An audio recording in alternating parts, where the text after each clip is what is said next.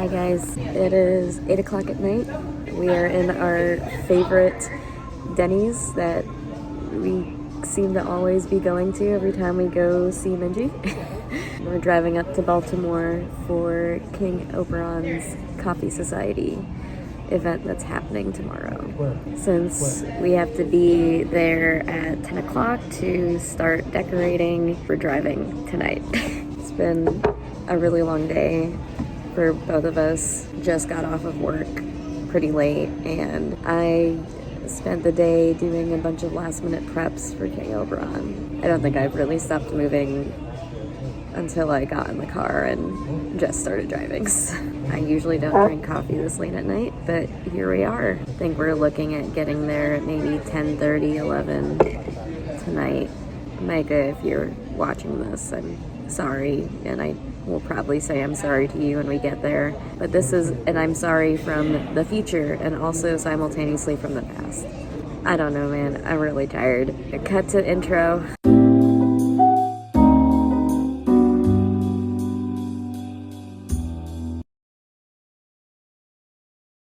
Hi guys, good morning. It's the next day. To be a little quiet because I think not many other people are awake yet. I've woken up early because there's some bookbinding supplies for today's class that I need to get ready. So I'm just here in Minji's living room getting them ready.